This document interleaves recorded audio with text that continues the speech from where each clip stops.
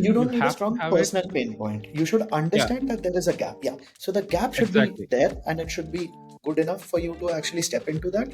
But yeah, it need not, like most people are like, hey, we don't experience problems, so how do we find that out?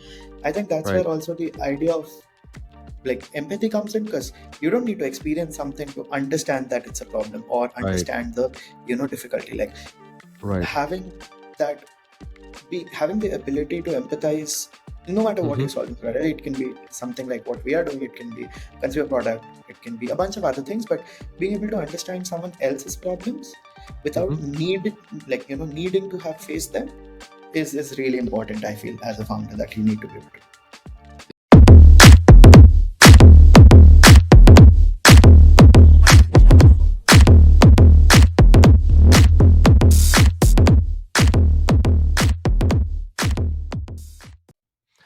Hey, everybody, welcome to yet another episode of the Undefeated Underdogs podcast. I'm your host, Sharath, this time with a slightly little bass voice because I'm not my true self. I'm going through some cold.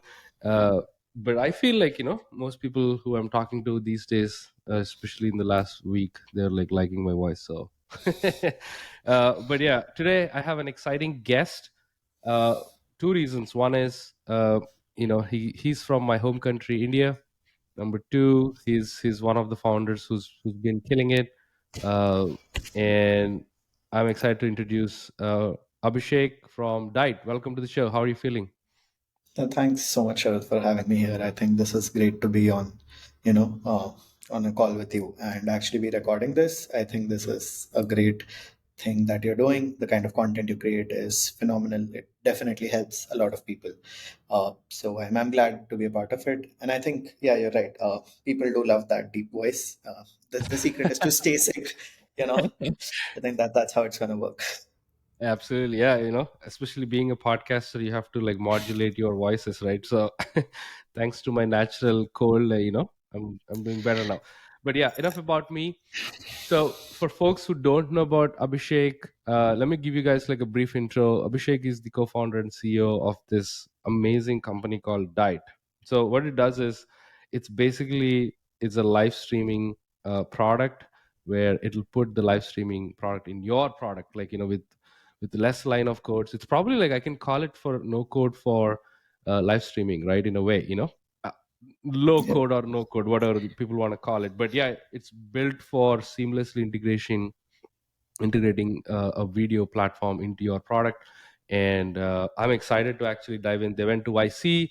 They raised 11.6 million seed round, including investors from Surge, Nexus, which are like fundamentally, I think, Indian venture firms. Also, shout out to Ryan Hoover for spotting Dyte and investing in them. So I'm excited to dive in a little deeper, and they have some exciting news as well. Which we'll cover at the end of this episode. But Abhishek, talk to me about Dyte. So, why did you end up building this? Is there a personal reason, or is it something that you saw an opportunity or a gap?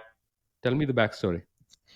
Right. So we started close to end of 2020, right? This is when COVID was kind of hitting. Mm-hmm. Everyone was confined to their homes for, I think, almost 6 months now, and in Mm. fact a little more. And video adoption was going through the roof, right? And you kind of summed up what Diet does precisely very well, that we are a live video kind of platform where it's this real-time calls, live streaming. We let you integrate everything within, end user products, applications, be it mobile, Mm-hmm. web, across the stack, right? Mm-hmm. So it was not more of a personal problem directly. So Mm. there are two parts to it. One is that yes, there was a huge opportunity, like that. Being very frank, Right. we did see a gap. We saw that okay, there is a lot of video first use cases that will be created.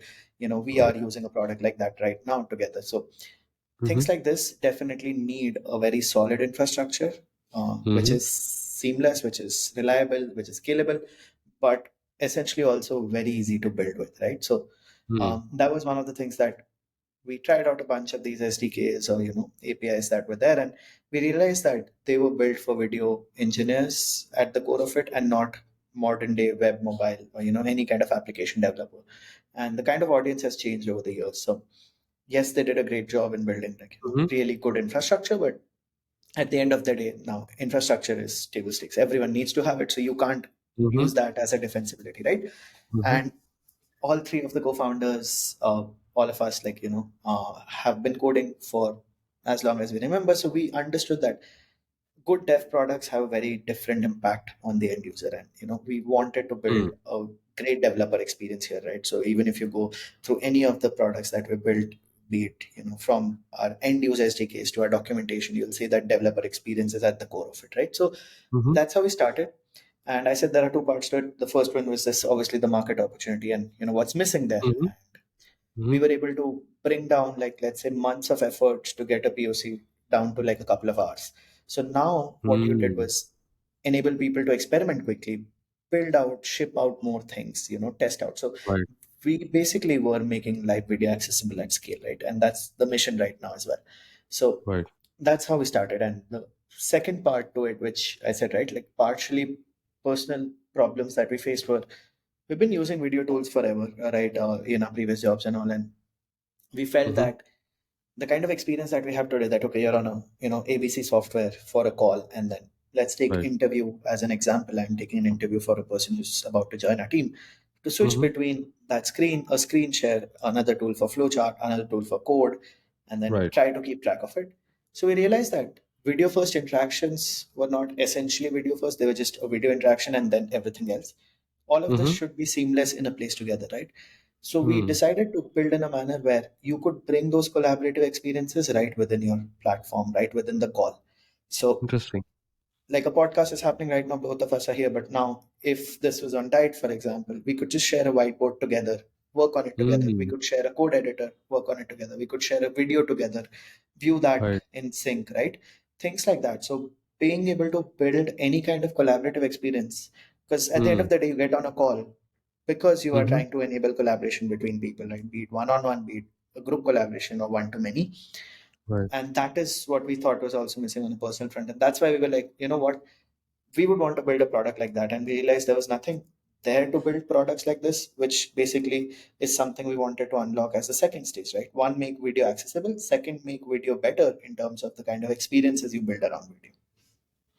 I love it so much for a couple reasons. One is, so this is slightly a different type of story I hear, which is lot many founders I talk to, they start something of their own problem, right? They're facing a problem, uh, and I also spoke to many founders who are like you, which is like you see an opportunity and you penetrate into the market. So my curiosity is, what was your drive? Like, how did you, especially during the COVID times, you know end of 2020 was like still uncertain, people are losing jobs, markets being like pretty crazy. How did you like feel like, okay, I have this conviction, or with your team, with your co-founders, that let's do it, like this is where. So sometimes personal problem you're solving for yourself, you'll be your own customer, you'll be like understanding the problems, you have that weird conviction. But for people like you who saw market opportunity, how did you like even take step 1 to step 2, step 3? So, okay, some background there, right? I've known my co-founders through college. So, Kushagra and Palash, I have worked with them throughout college. So, Kushagra was my batchmate. We were in the same hostel together, and then the same technical chapter called CSI, the Computer Society of India at college, and both of Mm-hmm. us served on the board together. Palash Mm-hmm. was 2 years junior. I met him there, right? Mm-hmm. In his first year, the first time we met during that summer break, we all actually stayed at my house for 1.5 months. We built on something which back now I look at it, I do call it a project, but back then I would say that, okay, yeah, it was the idea of, oh, we'll start something together. Mm-hmm. So for me, I always knew the people I wanted to start up with, right? Like that was kind of set in my brain because I have worked with them throughout college, had that comfort with them. We've built a lot of products together, won hackathons, done a lot of work, right? From projects to Mm-hmm. hackathons to actually leading a chapter. So that was set, right? So one of the things was very sure there, right? The other part is this is 2020, and I think everyone was bored sitting at home, and people were just kind of getting done with the kind of work and not being able to do anything else, right? And we saw this opportunity, which was like a glaring problem right Mm-hmm. there. So I used to essentially call these folks every 6 7 months, right? Hey, this is something that we Mm. can work on, right?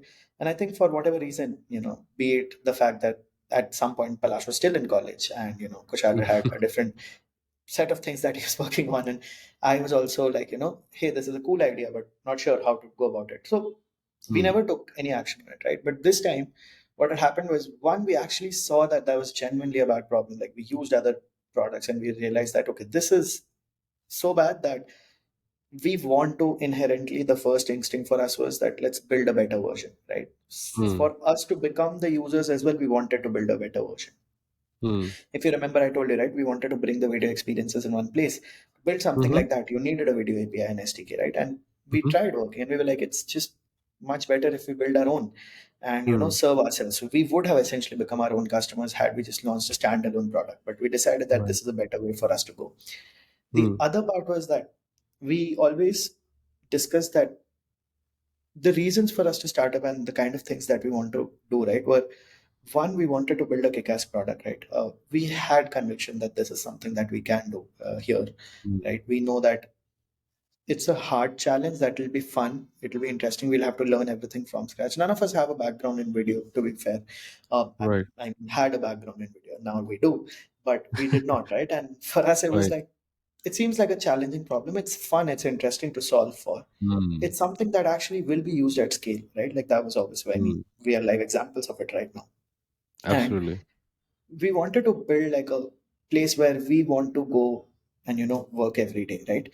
Which, all these things could have only come if we started something we truly felt was, one, scalable, second, we would enjoy solving, and third, hire the right people, right? And Mm. these were the things that felt like we can do it. uh, and the second Mm. part for us, risk in our mind, okay, this is how I rationalize that internally, is that at the age we are, so I was, I think, 23 when we started, right? Back in 2020. So I was 23 when we That's started. to me, you're a baby. Exactly, right? So You're just I don't getting look, started. yeah, yeah, I don't look young anymore, because I mean, yeah, startup ages, that's one thing I would give as a, FYI to everyone who's planning to start up.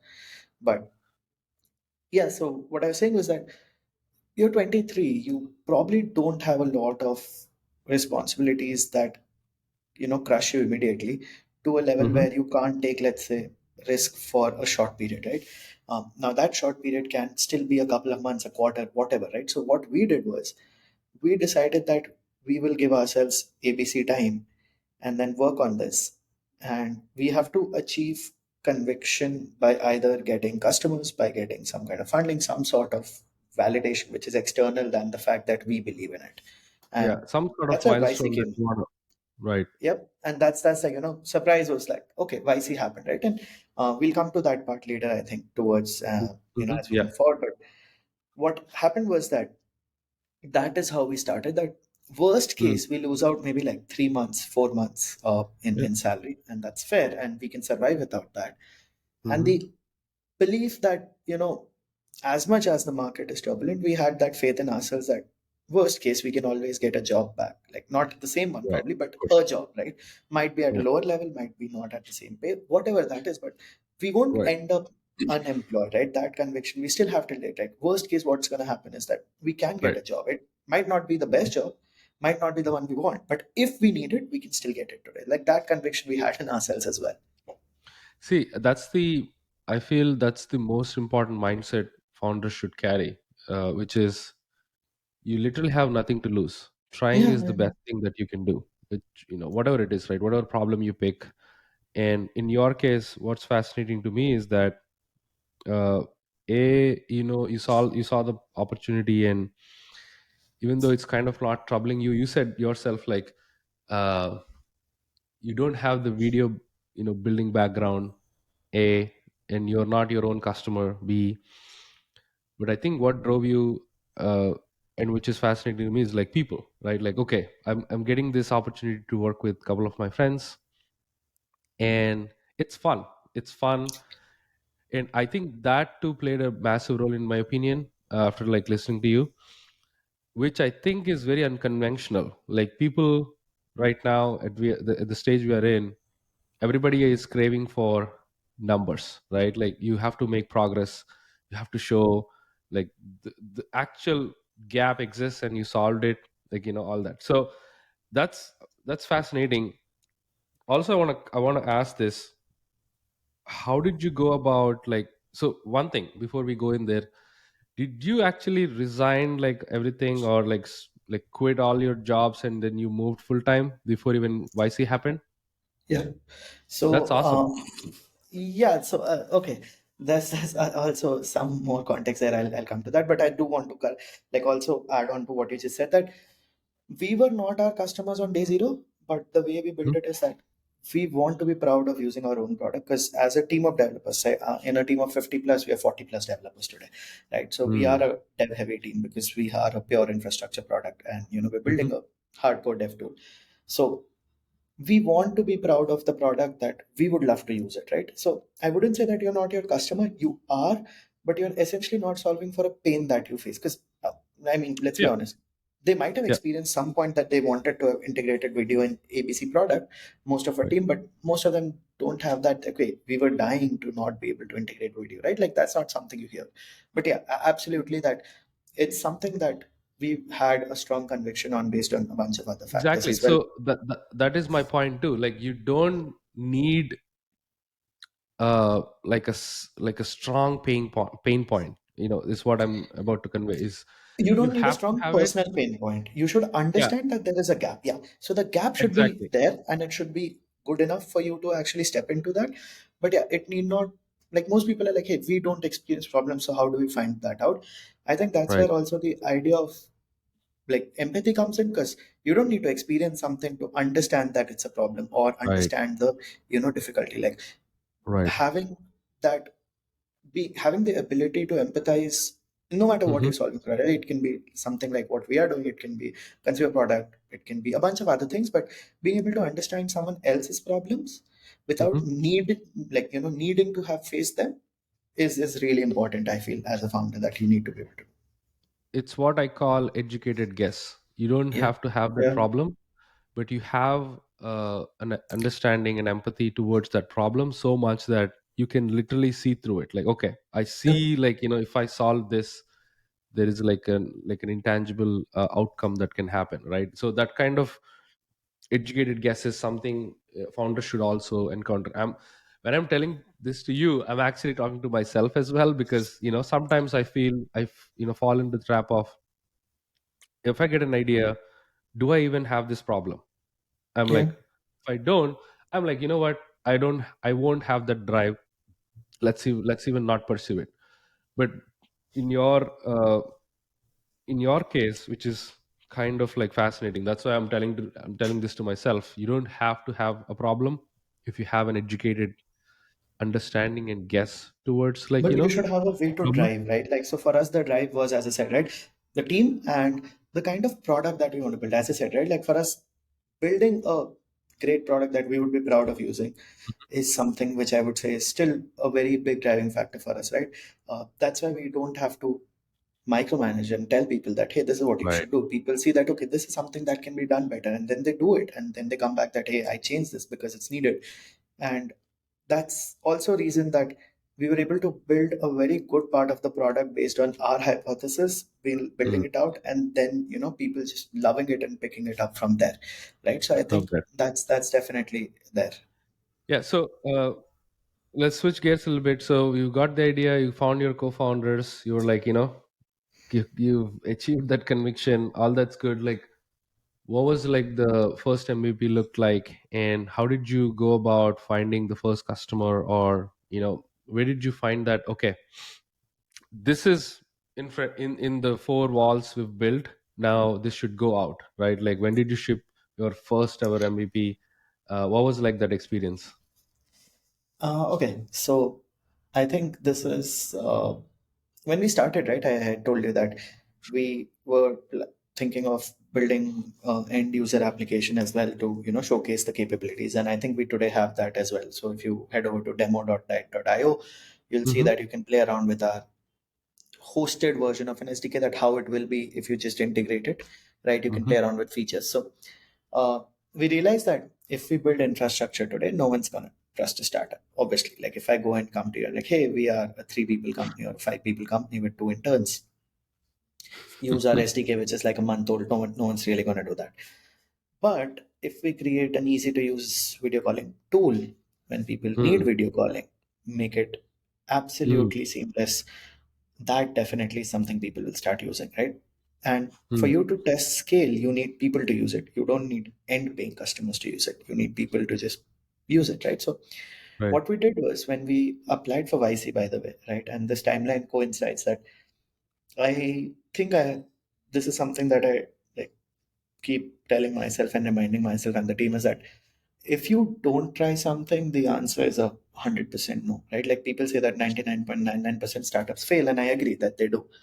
Mm-hmm. But you know what fails 100% of the time? Not starting a startup. I mean, there Yep. is nothing that's going to happen. So I do strongly believe that if you can try something out, you should.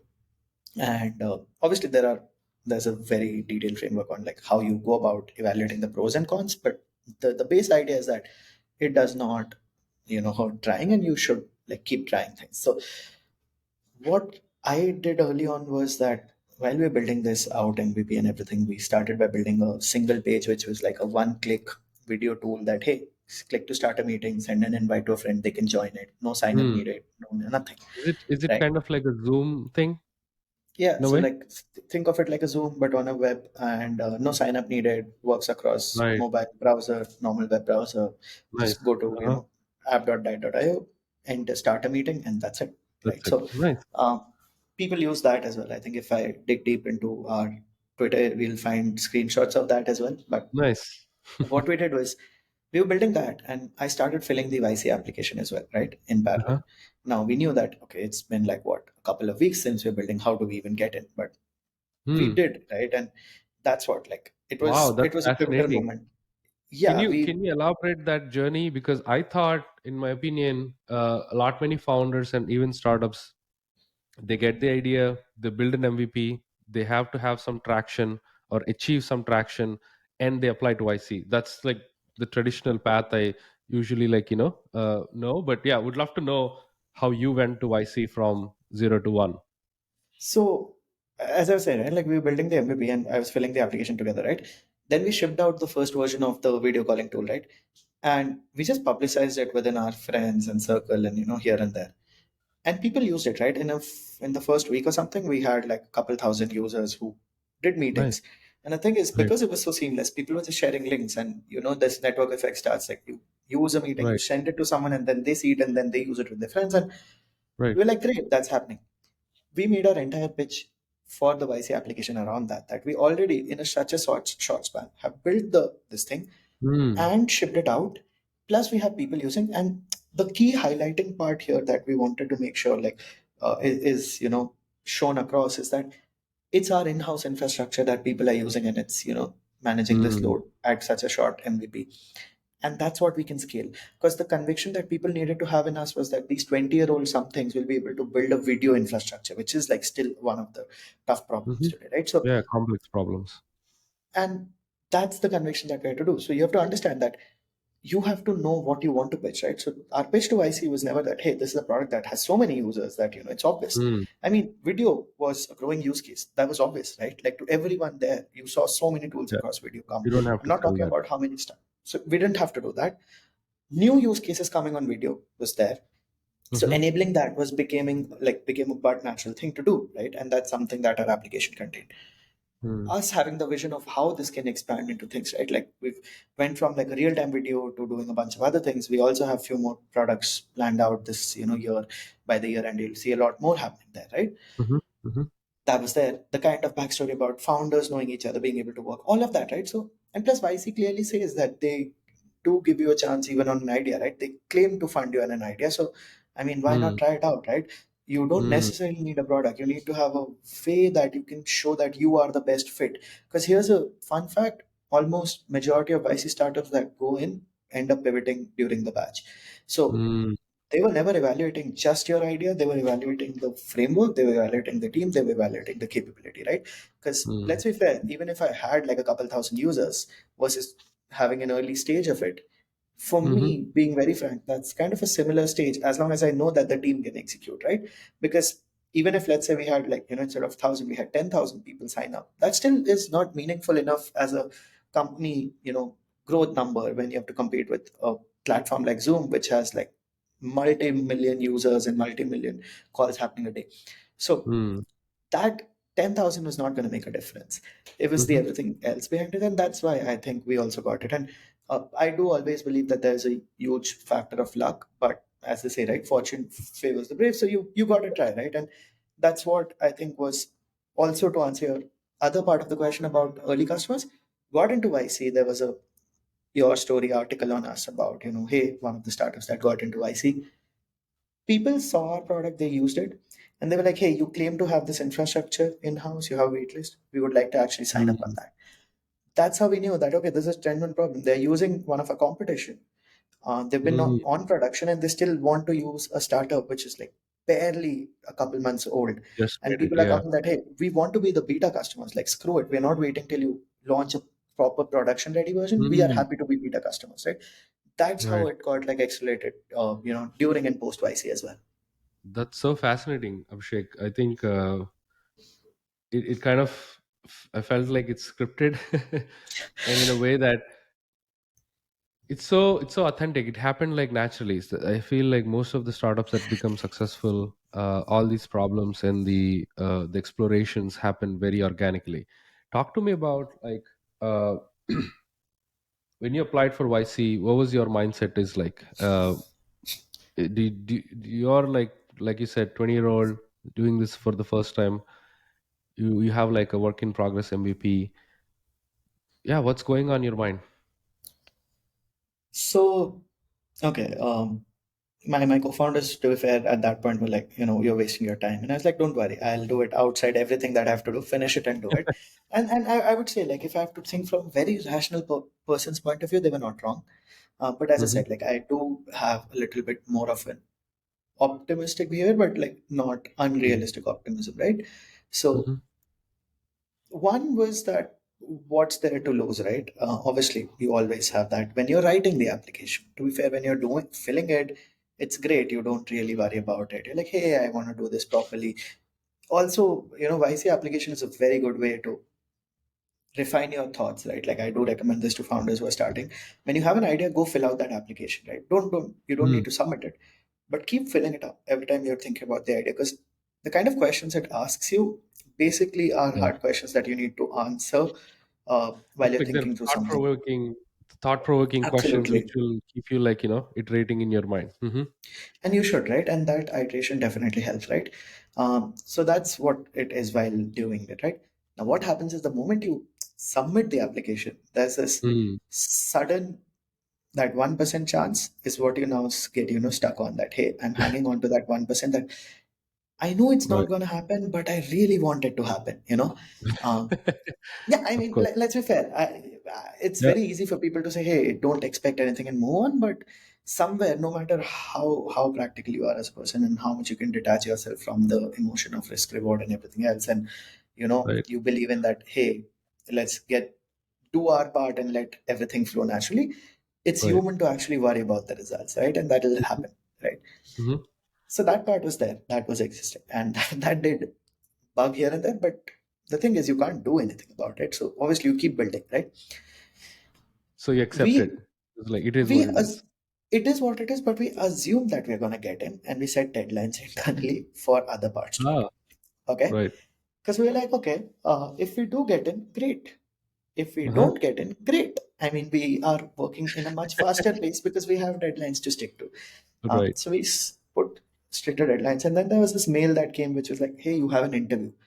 That's when I would say that 1% went like beamingly up, and now you actually start getting more worried, because before that you had just assumed it's not happening, right? And Right. there's this, I'm showing you like a dangling this thing that, hey, there's a carrot here at the, or whatever, Right. light at the Right. end of the tunnel, that there's something that you can Right. look forward to. Uh-huh.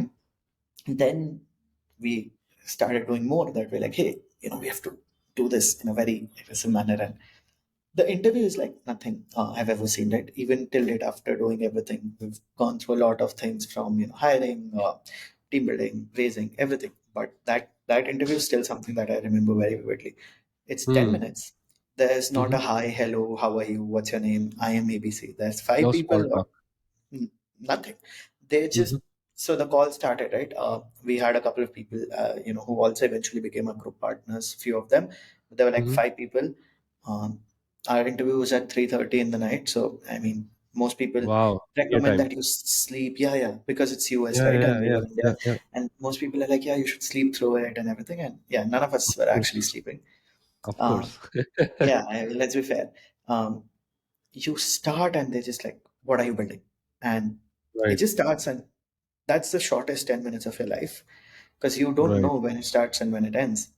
So what happens was we had a very candid interview. We had few things that we, anyway, as people believe, right? Don't bullshit. Be very open. Give to the point Be answers. Don't authentic. beat around the bush. If it's a yes, it's a yes. If it's a no, it's a no. If you don't know, say I don't. I mean, you're not God. You're not going to know everything, Mhm. right? So it's important to know what you don't know. I think, that's really important for anyone as a person to grow, not just founder, right? And that sense of clarity is important, especially if you're starting to build a company. So I think Mm. we started off like that, and that went over. And somewhere during the interview, we actually had tried to this. So this interview happens on a Zoom, which is like a link where people are waiting, and it's all set up, right? Because they have back-to-back interviews. We actually had reached out to YC and asked them that, hey, can we do Hey, why this on can't our you use platform? We did. So, That's funny epic, story, like man. That's epic. every demo that we do till date is always done on a Dyte platform, right? Mm. So at times we even customize it and everything, right? Every call that we do till date is done on a Dyte platform. We don't use a third party, and even if someone Right. does send a link, Yeah. we You end have to up eat like your just own sharing dog a link. food. Yeah. Exactly, right? So what happened was we requested, and they said, "Hey, our process is so set that it'll just be a logistical nightmare to do this, but you Mm. can tell them about the demo during the call." So what we did was during the call, we actually told them that we wanted to do this. The team said it's a logistical nightmare, but we Mm. have a demo here, and we had analytics on Ah, our page. So what we did was we right after the interview we waited, and then a couple minutes later we see like five people visiting it from US, and we kind of knew it was them. So right. that's when we were like, okay, yeah, that gives some mental comfort that they did check out the product, and we know that Mm. the product works, and they know the Mm. time frame that we have built it in is not like as much as you would expect for a That's product like impressive. this, right? Yeah. Right. I think then two of my co-founders ended up sleeping. Um, they were Oh exhausted to a man, point where, like, I think, yeah. you didn't sleep? So I could not, like, let's be fair. I could not. I think for me, uh, it's really tricky to just be like, yeah, it's done, and then, like, let it be. So I was not able to, because what happens is the way it works is in the next couple of hours, like probably like the next 12 hours, They say yes or you no? either you get a phone call from them saying that, hey, you are selected, or you get an email saying you're rejected with some reasons, right? So Oh, if you don't get a call, you know that, okay, you're not selected. right. And then somewhere around, I think 7:38 in the morning, I got a call from Michael Siebel on my phone. I was Wow. half, like, almost there. When I picked up, it was like, your heart's racing and everything. And then he's like, hey, this is Michael. How are you doing? And I'm like, great. Haven't slept in the last, couple of hours. And like, yeah, you should go sleep now because you're in. And yeah, that's Wow. how it went. It was like literally out of a movie where, as you said, right, scripted. I think if I have to direct that scene, I can do that very well. And it'll be like great cinematic scene because it was a great cinematic experience.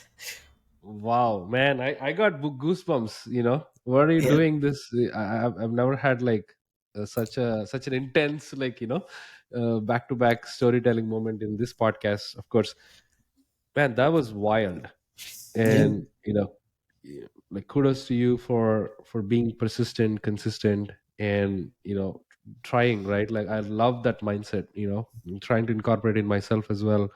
Winning, succeeding, you can't control. They're like, why see giving you a call back is something you can't be Michael Siebel the next day or the next hour after the demo. It's you being giving your best and being creative at that spot, like doing the demo thing. And it's so irony that you're going on a video platform which you're building a better version, right? So that all gives you like so much confidence. And when you are narrating, it almost felt uh like the 2010, like Dhoni hitting that six. Yeah, in the World Cup, right? I was like, what's going to happen? What's going to happen? What's going? yeah, So yeah, it was so intense, and I'm so happy. I'm so glad that you guys made it. It's you're making like a lot of other founders walk in your steps, following your curiosity and whatnot. So man, that was an intense experience. I would probably like maybe offline we'll go like deeper into the conversation, but I want to move absolutely. on because of the podcast. Yep. So the YC happened, in any pivotal lessons you learned from YC that you want to share? Okay, so I'll tell you that I think the duration that we were in YC was still one of the most productive and the most fast paced duration that we like time frame that we were in, and I feel there is a couple of things, right? One is have a circle of trust, have a bunch of peers that you're working together with, because what YC does is they don't like mentor you. So Indians have this mindset of school mentoring, right, where there's someone sitting on Hmm. top of your head and Yeah, chasing you down, spoon feeding, uh, right? and that's not there, right? And that's great. But what happens is you automatically come into that mode because you see people around you. There are people who are on ideas. There are people who are like much ahead in the journey, and all of you have that same 3 months together. And then you have this thing called demo day where you have to pitch and Right, try to compete amongst each other. So there's this healthy sort of competition because right. everyone helps each other, and then there are people who also want to like chase more things because let's say someone who's starting out like us very early phase versus someone who's a little bit further ahead in the journey, there's obviously an advantage there, right? So you have to figure out how you want to tackle that, right? So Mm-hmm. that's one. Second, when I said that build a circle of trust, the idea is that as founders, I think we were discussing this offline as well, that you might not have the answers to most problems that you're facing because it's an individual journey, but there are also common things that most people face, right? From Mm. how to get the first customers to like basic Yeah, steps of doing cold outreach to like hiring first people, how to right, evaluate ABC. There are so right, many things that are common that people don't realize, that when right. you have this circle, there's this help network that basically you can tap into whenever you need it. And again, when I say that it's a network you can tap into, you should also be available because that's how it works, right? It's mutually making sure that everyone is helping each other.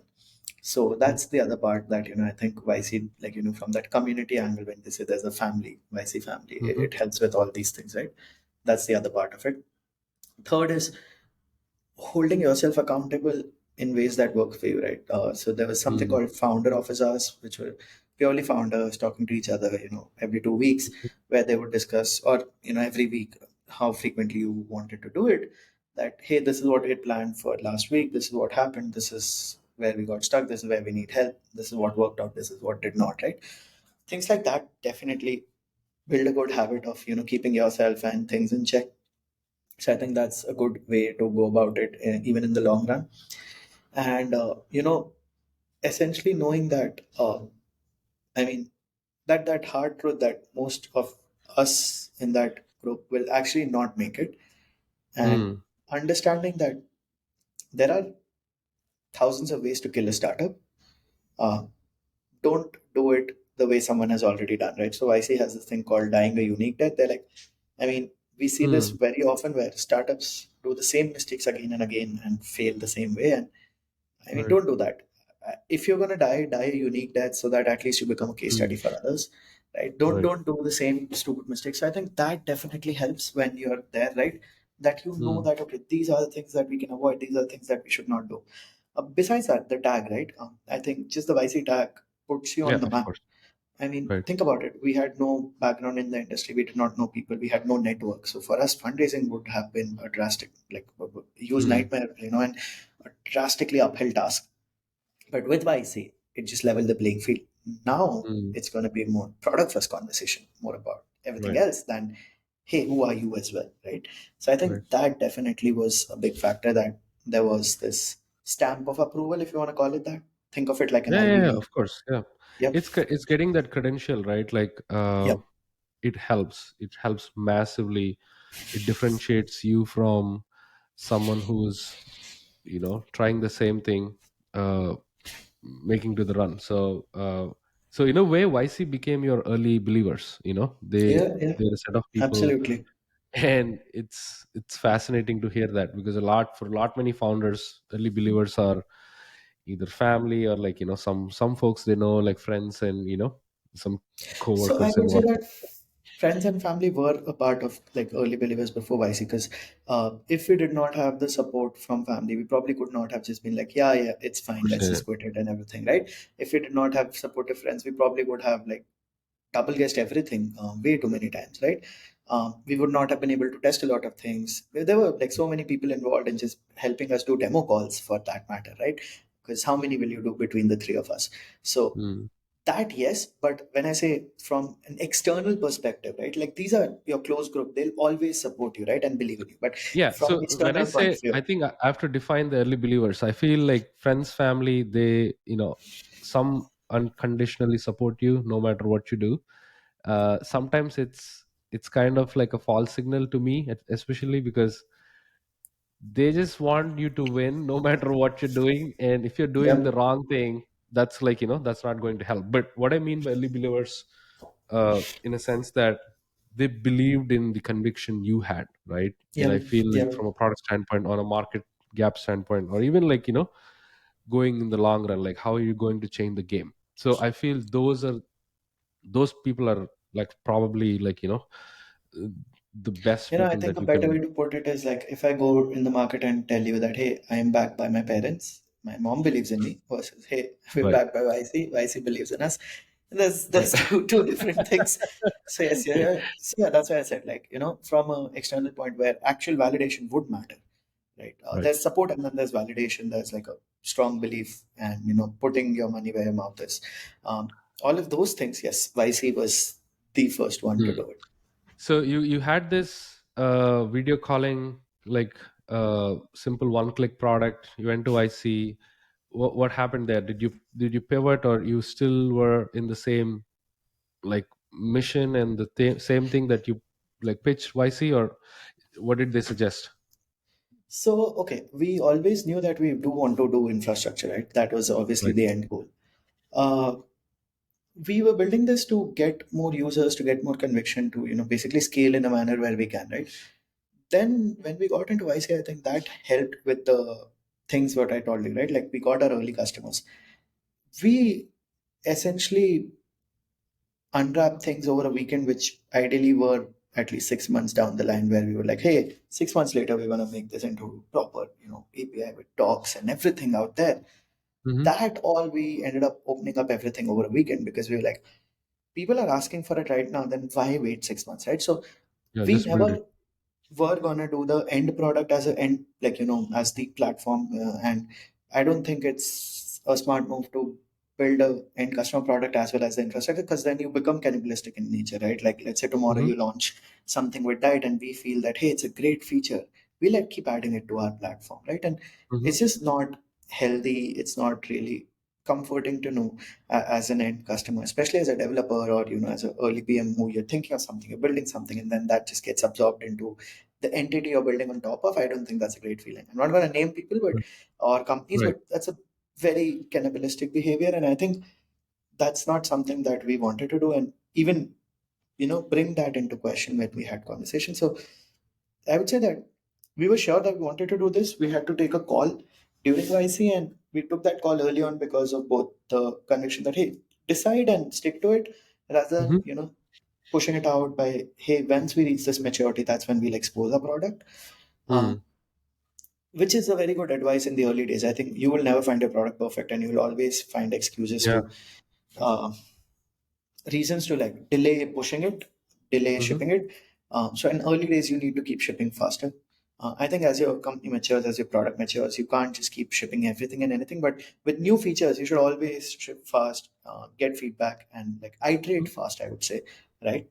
Um, so that those things I think definitely got pushed, and we were able to like move to the API first thing very quickly rather than waiting out, in the next few months. So you dropped the the video thing, the video calling thing, and you quickly moved to the API.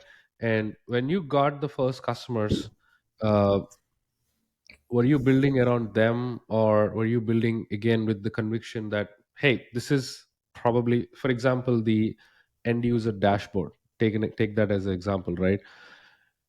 Some folks who didn't ask. So were you planning? What was your mindset from a product standpoint? Like, how did you prioritize people who are asking. Of course, you have to do that, as well as showing like promising features which will also move the needle.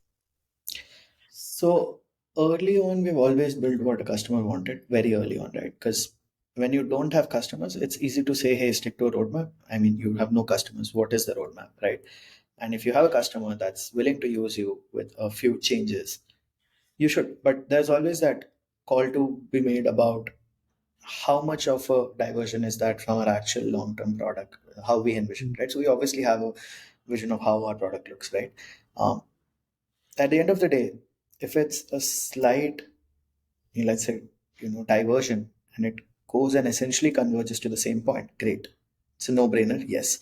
If it's a completely different direction, probably not the best call to do it, right? So um, people often give you a blanket statement that, hey, listen to your customer, and then customers are not always right. And there's just two parts, like people who believe Yeah, A yeah. and B, and I think it's never an A and B question, right? It's not a black and white situation. So you Right. have to take that call for yourself about, one, how important that customer is for you. Second, how much of a negative impact that might have if you digress from your path that you had planned, right? And Hmm. third, if you decide to stick on it, what's the drawback that you get, right? How much of a setback is it going to be? Let's say if you delay it by a couple of months, be it a go live for a customer, be it a new feature, be it whatever, right? Right. So that's how we have always evaluated. But we've been lucky that way, that, as I said, right, I told you early on that we want to be able to use our product and be happy about it. So we know that, okay, naturally these are a bunch of things that come into it, right? So Want to do base it. level was always very, dev first was always easy to set up for us. Now when you come to features, right, there are use cases, like let's say telehealth has a different set of use cases, edtech has a different set of use cases. Sure. There, yes, features got prioritized on the kind of customers we were getting, so Right. that definitely works. But the point there is that we knew the features we should build and we Hmm. would propose, and then luckily for us, it kept fitting, hitting the mark every time, that, hey, this is what we're thinking about it. How do you, like it? So when we even do our customer calls, so okay, the other part there is that we don't have a layer of PMs doing it, right? It was always Right. founders doing it directly for the longest time. Still, like, two of us are involved actively in almost every Product. customer convo, that major customer convo. Product is one Hmm. part, but like direct customer feedback to us. Second, we did not have a middle layer of like product managers per se, and we still don't. We Mm. have our dev team directly work with customers in a manner where the feedback is Mm. so tight.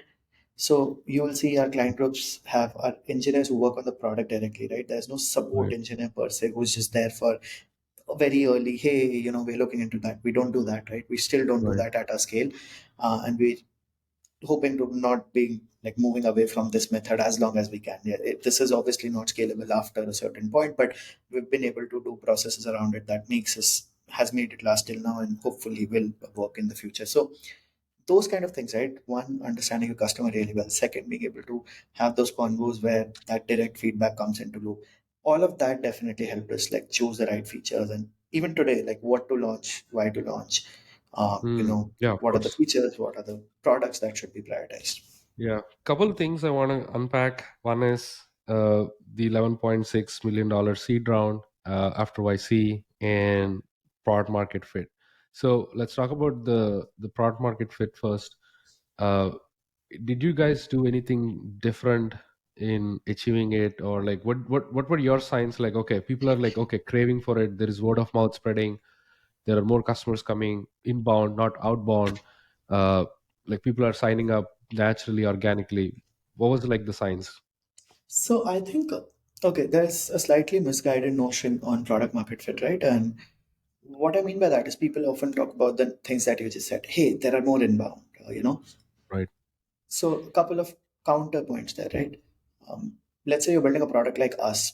This is not a problem statement that people are looking for at scale, right? That your Sure. inbound heavy will be on day zero. Second, for inbound to actually work, you need to have a brand awareness.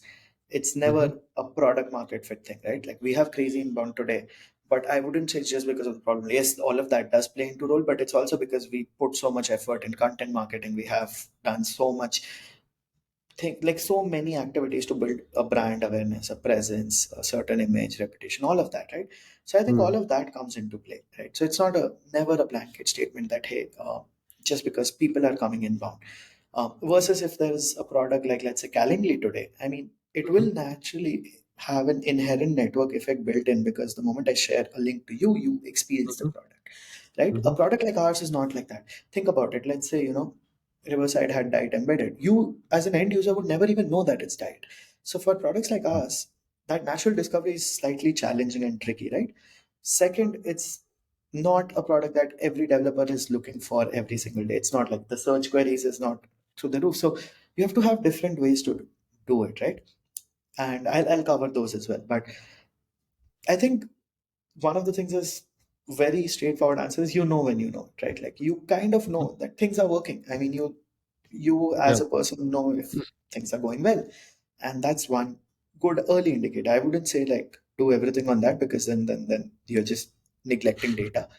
But to be fair, your gut feeling is accurately right. Like in most of Mm. these early situations where you know that, oh, okay, things are working in the right direction versus things are not.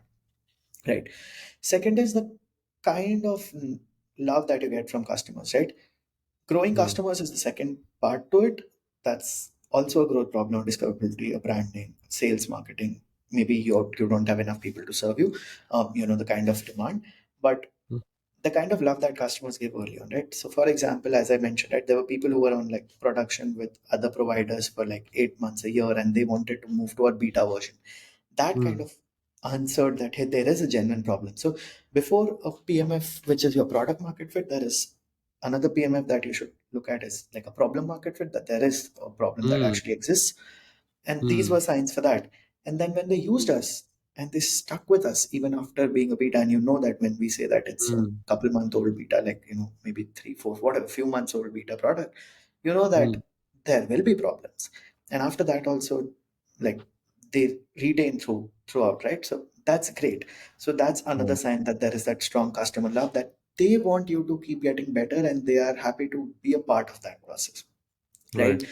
Third is understanding, like, those basic things about, if you remove this product, how much would their life be impacted. And Mm. again, tricky to answer in our situation, but yes, that was a good sign that people would not be happy, right? Fourth is willingness to pay. You should see if people are willing to pay for you, right? Pricing in itself is a very different topic, and it's a very like long topic we can talk about. But overall, there should be a way for them to find value enough to be able to pay for that value, Right. right? However that is. So those signs, I would say, are good signs to look at. But then every different kind of product has a different way to evaluate a PMF versus, what is it that's going to make you stick out. And I think Mm. PMF is a constant battle. So early stage, Mm. you validate the idea, early adoption of it, then you add on new features, you see which one of them has like a PMF per se, and Right. then you Right. ship out new products, you have to see which one. So I think it's always a journey that keeps happening. It's a recurring thing. It's about what stage you are at and what PMF looks at that stage, right? The kind of Mm. things you talk about, probably not PMF at an idea stage, but definitely PMF at like an MVP stage. Today, Right. PMF would be a very different definition. It would be things like, hey, will the customer like it or not? Like, how much Right. revenue becomes a part of it? Things like that, right? So that is a Right. very differential definition that keeps changing, and you have to define what actually PMF is for you, um, in a manner that you can quantify it objectively, rather than just saying that, hey, yeah, we're kind of figuring it out. Yeah. Makes sense. I like what you said about figuring out problem market fit first before going product market fit. I think like, and I keep hearing from founders the same thing. PMF, product market fit, is like a constant thing that happens to, like, for every stage of a startup, like, because startups evolve, and once they launch some new things, of course they have to find the fit again with their customers and whatnot. So it'll be like not an uphill battle because they've done so much in the past, but it'll still be like a thing you have to like figure out. No, So but in I fact, like. it will be an uphill battle, to be fair, because the things that you have to face now are different. So Right. every stage will have new challenges, right? So Right. that is definitely, like, I would never say that, hey, it'll get easier per se, but it will change. The battle Mm. will change.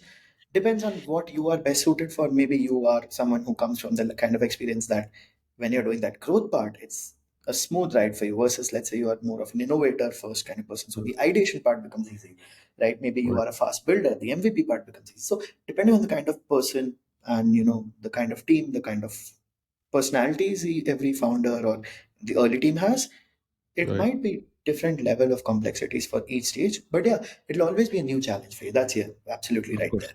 And to one more thing I want to add, I slightly disagree what you said about Dyte being not a viral product, meaning people won't discover. Because take Riverside is the end customer using it. I am a podcast host. I don't even know what SDK Riverside is using. For example, the reason is you can do a lot of growth hacks using your SDK itself, like building these micro mini SaaS type products, which will help people like get that viral effect, right? So I think we should take chat a couple months later because I think you'll like what we have in plan. yeah. See, that's what I'm saying. I feel like there is a lot of opportunity. People, founders, which I advise founders to focus on the growth piece using your own product instead of doing the traditional marketing SEO type of a thing, because these products they really help you scale, and I think Absolutely. So I think I'll add to what you said, right? Like, when I said that, not a inherently viral product, I meant it at the stage of when we were discussing about the early when we were trying to find PMF mm, back then, right? Because back then, the same thing is that you have a small team, you're shipping out this, you're unwrapping everything. right, How do you get your focus and build a complete different product and try to market that as well, right? right, right. When I said today, right now, you'll like it in a couple of months because the thing is, if you go to, for example, demo.diet.io as well, what you'll see Hmm. is that you can play around with the video calling tool, you can play around with the live streaming tool, you can play around with a bunch of other things. There's like a clone, Right. there's a huddle, there's a FaceTime. If you go in our blogs, you'll actually find building like a video interviewing platform with Dyte, with a guide and a sample app, right? Building Mm. ABC features with Dyte, adding this to a Dyte, like an experience like building a telehealth app with Dyte. So absolutely Yeah, what you said, right? basically Building the like sample apps, we exactly that actually will help. do that today, and we do content around it also, but like that's also soon we are going to ship something out which is like, kind of think of it like a marketplace or a hub where we built out a bunch of things over the last months, like couple of months, few months, Nice. our time of existence, and we're building more towards that. I Right. think so that's where, as I said, right, like for us dev experience matters, and like a core part, documentation is definitely the number one step, but Hmm. these follow on to that is kind of the sample apps that you have, the more variety and Right. use cases that you'll cover, the easier you're going to make, right? So it goes back to our philosophy of making it really easy for developers and a dev centric Yeah. experience, because if you have detailed sample apps, open repos, everything out there, that makes it really easy for people to try out and build more. And exactly what you said, like now that virality effect, because a developer loving a product at one place moves to a different company and then they Hmm. introduce Dyte there, Yeah. is something that Exactly. we've seen happen like a bunch of times already now, right? And Hmm. today we are at a stage, I think, where we can say that these things will start kicking in for our next stage of growth. So I do agree. That's why I said, like, finding a PMF at every stage is very different. Yeah. Today we'll Different. definitely look at those hacks, and we do. And as I said, right, that's happened, and that's what we're really proud of, that the fact that a developer moved to a different company and really loved the experience enough to bring it there. And Hmm. we were like pleasantly surprised every time this happens. Right. And that's kind of like a PMF signal, because even taking superhuman terms, right? Like the PMF guide they built, the same thing. Like if your customers taking the product with them wherever they're going, that's I Yeah. think biggest signal you can get. Let's switch gears a little bit, man. First thing I have to acknowledge this: you never sounded like a developer in the last 50 plus minutes of this conversation. Like you sounded more of like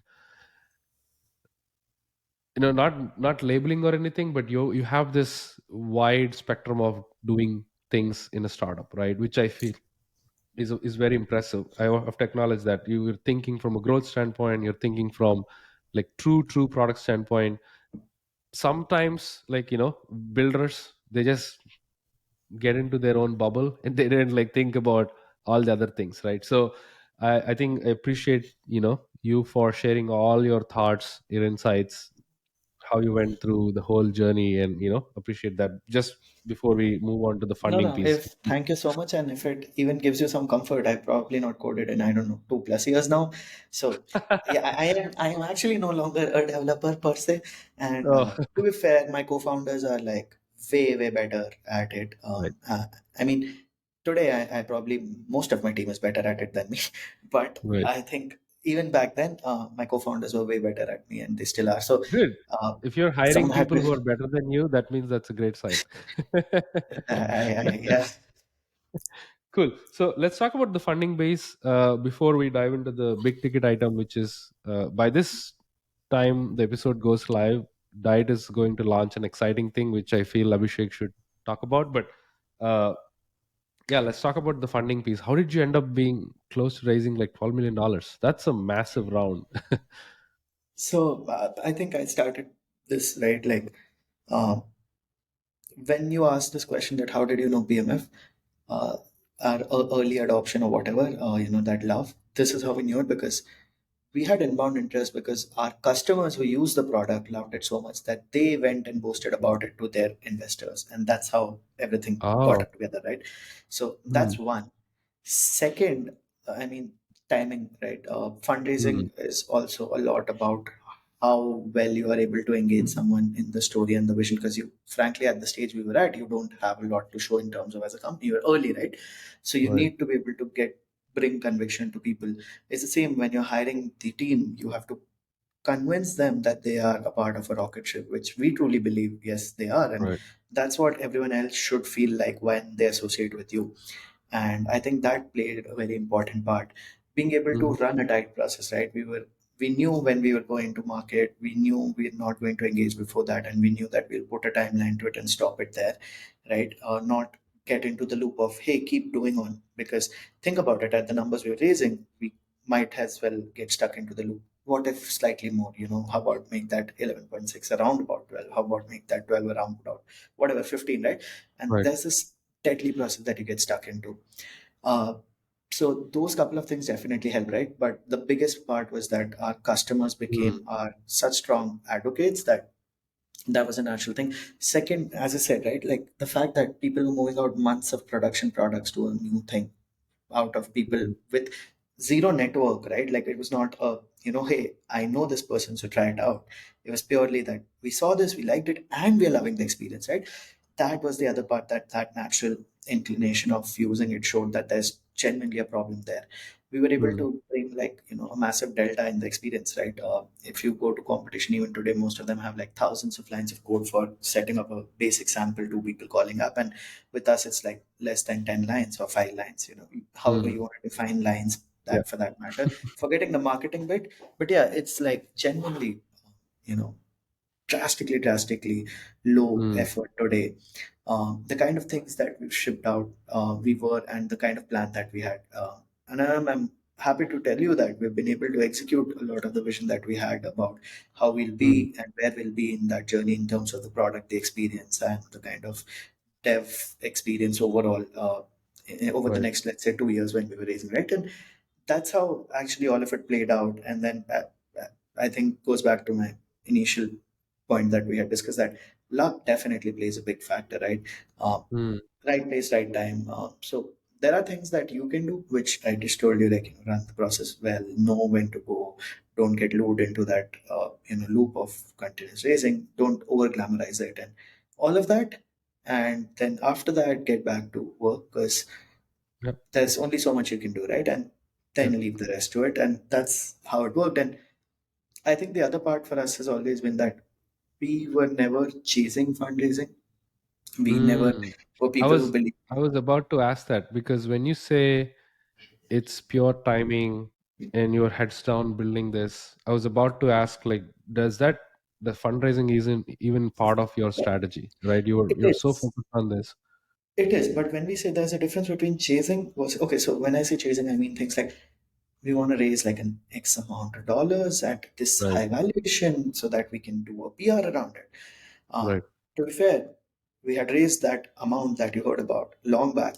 We announced that amount much later because that's when we wanted to launch Dyte to the world, and TechCrunch definitely gives a very good platform for visibility, right? So for us, right, it was never about chasing that number and that valuation, right? To be right, fair, we had one of the largest seed rounds in our batch, and I think by an Indian YC company till then, right? So right. those things do play into like come into picture when you look at things like this. But what happened was that for us, it was never that. glamour chase. And I think um, some companies Mm. don't need to keep raising drastically to stay Sure. in business. There are kind of that businesses that you need. It's a winner takes all. And there are companies like us which can work with certain amount but longer time cycle, which work with like more amount and be able to reduce the time cycle because you can hire more people, you can build a better team, you can do 20 more things, right? And for us it was always that we knew Mm. that we would continue building if we raise a million, if we raise 10, if we don't raise, right? So Mm. we had like, there's this thing internally, YC has this ABC plan. I mean, we had that pre YC itself, that there's about how, if we have to build it for a year, can we do it? If we have to build it without anyone ever backing us, can we do it? So things like Mm. that, right? The decision, you should be able to have a path with all of those. So that's why I think that for us, that timing, the way the product feedback was, knowing when you're strongest in the market right now, being able Mm. to close it quickly, not getting stuck in that loop, all of these play a picture into it. And yeah, that those things definitely helped us raise the seed round that we did. Awesome. And how did you get Ryan Hoover on the board? I have to ask this as a as someone who I really admire him and closely worked with him when I was at Product Hunt. I have to ask, how did you how did you get him? So the true answer is, it was, I think, old email where I'll tell you what had happened was, there's demo day, right? So, okay, we had actually gotten investors prior to demo day. We had kind of like closed everything. So we were not raising on demo day. So what we did was we Mm. converted our demo day into more of a product showcase pitch, because the idea was that people watch demo day. They might have customers, they might have companies, whoever, right? Like in the circle, This is which, YC demo day, right? Yeah. yeah, yeah. So we did Mm-hmm. that, and then we got an inbound, I think, interest about a meeting or something from Ryan, um, Mm. and that's how we started. Uh, about like I think, sorry, we got that inbound interest from a bunch of other angels. Sorry about that. Like and then one of the angels was like, "Hey, do you want other angels on the cap table?" And we are like, "Yeah, one of the angels that we would love to have is Ryan." And he's like, "I can shoot an intro." So it was a Mm. cold outreach intro where he's like, "Hey, this is the company. Do you think you want to talk?" And we ended up chatting, and Nice. yeah, that's how we got it. Like one of our angels who saw us on demo day came on the cap table, Nice. introduced us to Ryan, and that was just like, so Ryan actually wanted to come on from like a fund perspective. By then he was running weekend fund, but Yeah. as I Yeah. said, right, we had closed around to like a proper this thing, so we only had certain allocation for angels, and we were like, the only way we can get you on the cap table is as an individual person, because your fund won't meet the targets of both the amount and ownership. Right. As an angel, you can like reduce that amount, because for us the problem was we didn't want to raise more. It was More. the Yeah. other problem, which is a good problem to have, but yeah, that we didn't Yeah. Yeah. want to Yeah. raise beyond a certain level because we'd already Nice. said things, right? So that's how we ended up raising from Ryan. Nice. Yeah. Ryan's a great guy, and Oh, he is. glad he's on the team. So one thing I want to ask, which is like kind of like a typical question, but I want to answer, like, see how you think about it before we talk about the upcoming launch Dyte is doing. How do you handle competition? Like in this space, you said, there are so many opportunities that popping up. Given post COVID, there are like tons of. Even I pitched you an idea before even this call, right? So these things like keep Happen. on chiming in, and we all crave for a simplified SDK, right? In this space, I feel like it's a hard space. How do you keep up with competition, and what do you do differently? So there's two type of competition, right? There's one that is like existing companies, right? The massive ones which are already there. Mm-hmm. For them, we know that they're not companies like who can change everything today. I mean, you build a product, you have a base of customers, you have like certain revenue numbers, everything is there. It's really hard for you to just build a new product and ship everything out, because by that Right. logic, everything could have been built by Google or Amazon. So Right. that's definitely not happening, right? There we know that okay, they try to take inspiration from things. For the lack of better word, I'm going to call it inspiration, and put things there. But at the core of it, I mentioned, right, like when these companies were built, they were built around the idea of video first engineer, right? And today, changing that drastically to a way we have done, right, making it simplified, for them, they'll have to just keep adding layers on it. But at the end of the day, the core product is still that complex, right? So Mm. essentially, that becomes a challenge for them. For the new age ones, right, we actually have defined a lot of things for the way things should be built, and we've seen people actually take inspiration from that, adopt to that. So for us, Mm. we've always believed that whatever you build can probably be mimicked in a span of 3 to 6 months. Because I mean, if we can do it, so can anyone else, right? Yep. We're not like special creatures who can do so drastically different things. Probably it's just about a matter of time, right? Right. So for you as a company, you keep innovating further on the things that you're doing, right? Right. You can't control the competition. And as I said, right, like people talk about this idea of defensibility mood. I think everything is built over time. When you start, you frankly have a different approach to a problem. You work on that, build some conviction around it. By the time people reach that stage, you're already like, a couple steps ahead, like further in the Right. journey. So Right. that is where you have to have that innovator's mindset continuously, where you keep innovating, Mm. you keep adding on to what you built, and that over time builds defensibility. Like today, if someone has to start, they have to think about things like, the kind of documentation we have, the kind of UI kit approach we have, the simplified SDK, everything, and it's really hard for copying everything. But when we started this, people could have ripped off things, and that Yep. happened. Like we did Yep. have things that people just copied and put up there, and I'm talking about things like font colors and the kind of messaging integrate in 3 steps, like Wow. the most developer friendly SDK. But that doesn't matter, because at the end of the day, as I said, right, like if people are copying you, that's good, because you're going to Yeah. define what Of they're going to course. copy next. So you keep focusing on that. And as I said, it takes some time to get over it, because when you start building, right, you get this really frustrating moment internally that, hey, this is what I thought of, and someone's just ripping it off. It's okay. Mm. It's going to happen, right? I mean, it's also a lot to remember that a lot of it will depend on the way you execute rather than what you're thinking. And ideas have never become billion-dollar companies. It's the execution that follows. So uh, Mm-hmm. that's what something like that. I think we keep coming back to that. We know that that's going to happen, and it's good. At least we are being able to define how the industry moves forward. That was something that we wanted to do eventually. If we're able to do it early on by making people follow it, great for us, right? So I think Mm. that's something that definitely is a a good factor for us, where we don't really worry about it too much. That's so different. That's a different answer I got from you about competition. I feel accepting competition itself is the way you do it, right? Like, in your words, you basically accept it, but the key piece, and you don't, shake or stumble. They will rip off you, whoever it is, but at that point you will be on the next level. Yeah, So that means it's just they catching up to you, right? yeah, Like, so as long as you have that conviction and confidence that, okay, I'm going to keep innovating. I think people who don't have that conviction worry about competition, right? So I love that a lot, and that's a very different answer. I feel like, I have to practice and preach as well, inside my mind, and whenever I talk to like founders. That's a great answer, by the way. yeah. Love it. uh, let's talk about what you're building next, right? Like the amazing thing which I am so proud to, like, introduce to Product Hunt uh in a week. Talk about like the live streaming SDK. So as I said, right, we started with video calling, purely two people calls like this, and as we realized over time that overall, like we'll keep expanding. So on 18th July, we're launching a live video streaming SDK, right, which brings interactive live streaming at scale. Think of Mm-hmm. 1 to million kind of use cases, where what it makes like better today is that with one SDK you can get live calling as well as live streaming. Plus it's scalable. It's you can play around with it, customize it with ease. Again, a Mm-hmm. couple of hours and you're done, and you can deploy a prod ready product.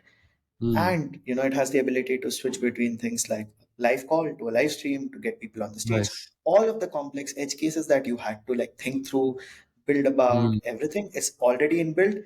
And as I said initially, like stability is not something, it's not a feature, it's a bare minimum that you're supposed to do. Similarly, Right. the other part of that for us has always been observability and analytics. I mean, the Right. whole point of embedding things like this in your product is that you are owning the experience. And Right. truly owning the experience is not just about how it looks, feels, but also being able to get the kind of data that's relevant. So Right. all of that is done there out of the box. Don't have to do anything custom, just go ahead, go to product hunt, check out, use the code, you'll get extra minutes. Come, upvote us if you like the experience, and you can get live. Awesome. Yeah, I'm excited to so do you have like anything on the roadmap for non-technical folks to adapt Dyte? Because I have to ask this. I want to like use Dyte for some of the side projects I want to work on. So just curious about that. So we actually do have a bubble plugin already, Uh-huh. right? Where it's like one of the widely used no code platforms. Um, Nice. we do plan to ship out a few more no code tools, no code platform plugins where you can just Hmm. create an account, use the API key, and everything else is already set up there. So Hmm. essentially, we'll do that for both the live streaming as well. We'll be shipping that. And if you have recommendations for the platforms that you'd like to have this on, Hmm. I'd be happy to hear that, and we can plan specific plugins for those as well. But yeah, Bubble we already have right now as well. That's great to hear, man. Like that's a sweet news for non-technical folks who are listening who wants to like also adopt video SDK. And I'm so excited, Abhishek. I feel like diet is here to stay, and you guys are really passionate about solving the problem, which is making the video better, right? And given the age we live in, remote has becoming so popular. Everybody's moving. Nobody's living in SF, by the way. Everybody's moving in different cities, and I live in Atlanta, and I've had so many calls with so many people just because this thing is enabling it, and that thing you're making it better and improving on top of it, right? So I'm excited for Diet, and I'm so like bullish on you guys, and you seem very clear, uh very conviction oriented person, like as a founder. So any closing thoughts and any tips for founders who are listening, like any not general but anything that you want to say, hey, do this in the right way, or you done something wrong and you want to pass it on to others. I think one of the things is definitely that, uh, when you start doing something, give it time so that, you know, Hmm. don't be extremely impatient. But Hmm. I'm also not saying that keep slogging at it for, like if you're trying to push a wall single handedly, it's not going to happen. But give it enough time for things to play out. And Hmm. besides that, see, anything I say will be a very generic statement. So I think it's not like very useful. But if, people want feedback, I'm happy to, help Hmm. with specific custom feedback. I usually also review IC applications every now and then whenever I can get time, because Nice. we had help, and that's why we are where we are. And as I said right early on as well, that you that's one way to give back, that you give time. Yeah, wait forward. I mean, yeah, and you should, and happy to do that. uh, One last thing I would say is that, like, if you do believe in something, if you have conviction, um, don't go out looking for reasons not to, because you'll find like hundreds of them. uh, Hmm. Try to work through better. I mean, people always say that you should know why it will fail. Yes, you should know, but I think a lot of people end up getting into that trap that they think of an idea and then they things like, hey, I don't feel this problem on a personal level, what you mentioned yourself early on, that, Mhm. or hey, I feel that people say that this is like a half-hearted thing. And because at the end of the day, you have to give your time and your Right. opportunity cost. So as long as you have conviction, I would say that yes, you should give it a shot, because it's better to do it and regret, in my opinion, than always regretting the what if part of it, Yep. right? Hmm. And lastly, just probably apply for, I mean, not apply, but like fill up the YC application. It will give Hmm. you a great sense of clarity, especially if you're in early days. And I think it's something that you can do at any stage of the company, Right. especially 'cause the kind of questions are very relevant till date. And Yeah. I'm sure they'll probably be relevant like when we are 10x from here as well. Right. Yeah, that's a great advice. I never heard of that before. Fill up YC application no matter what you apply or not.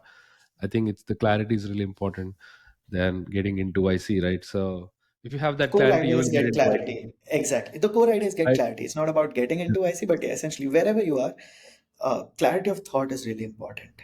Hmm. I love that. Well, I think we can go for another hour or two, but I want to Yeah. like stop it because of I want to also give you time to like take some rest. You had like a long day, I can assume, but this has been a great, insightful conversation, and I love the story. And I had like so many goosebump moments in this last 1 hour 20 minutes. But yeah, this was fun, Abhishek. And guys, please go check out live streaming SDK from Dyte. It's about to launch. When this podcast goes live, and I'm so honored and so proud to actually present this product to Product Hunt community. And yeah, that's it. And see you guys for the next episode. Till then, stay healthy, stay hungry, and stay foolish. All right, cheers. Bye.